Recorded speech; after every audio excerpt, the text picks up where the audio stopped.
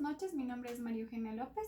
A continuación voy a explicarles sobre el muestreo probabilístico, algunos ejemplos y también en qué se clasifica.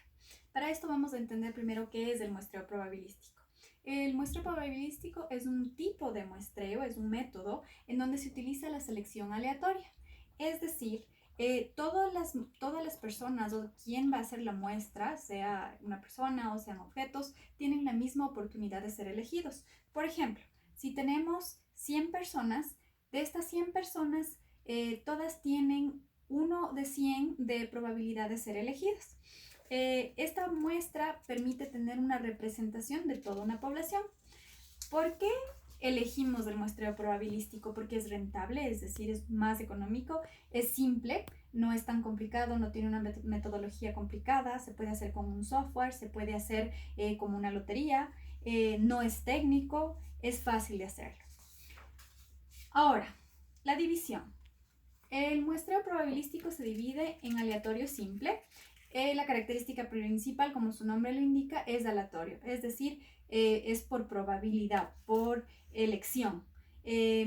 Por ejemplo, se pueden asignar, es tan fácil de hacerlo que se pueden asignar a diferentes individuos números y de estos números se selecciona uno de aquellos números, es decir, es por lotería o se puede utilizar algún programa como el Excel para usarlo. Se va a dividir en diferentes categorías, como por ejemplo el sexo, la edad, la etnia, etc.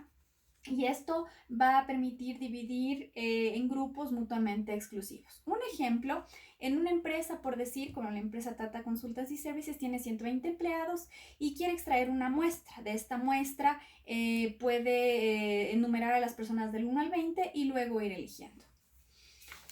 Siguiente. El muestreo sistemático. El muestreo sistemático, en este tipo de muestreo lo que vamos a elegir es cada enésima persona. Es decir, se va a dividir en un grupo de periodos regulares para la muestra. Es decir, es un sistema como su nombre lo indica. En esta se tiene una muestra de 5.000 individuos. Para esto a los individuos se les va a dividir en diferentes fragmentos, por ejemplo en fragmentos de 100 y luego se va a dividir en 50, de este fragmento se van a elegir 50 personas. Se debe elegir obviamente entonces entre 1 y 50. El estratificado. El estratificado corresponde o se basa en tener un grupo grande y llegar a un grupo más pequeño. En esto los grupos no se van a superponer y esto representa un porcentaje de toda la población, es decir, un conjunto. Como podemos ver aquí, tenemos los individuos o los grupos se van a arreglar entre ellos y dividirse, y de esas divisiones vamos a obtener una muestra. Por ejemplo, si tenemos la investigación de una cantidad de personas, por ejemplo, que consumen alcohol, lo que debemos hacer es dividir la población en diferentes grupos, como por ejemplo podría ser los menores de 18 años, los que comprenden entre 19 y 30 años y los mayores de 35 años, y la muestra se va a hacer cada 10.000 personas, por ejemplo. Finalmente tenemos el tipo de conglomerados, que también utiliza una selección aleatoria.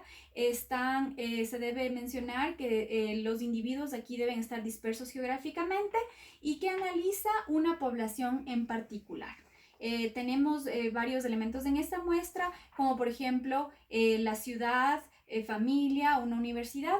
Finalmente podemos decir sobre esto que tenemos un ejemplo que en una encuesta, por ejemplo, de estudiantes de la UID universitarios, se necesitan 5.000 investigados o estudiantes. Debido a la imposibilidad de costos, se piensa en una muestra de 200 conglomerados de 25 alumnos, es decir, no se entrevistan a todos por la cantidad. Recordemos nuevamente, esto es algo más rentable, es más fácil, por eso lo vamos a dividir de esta manera. Eso sería todo. Buenas noches.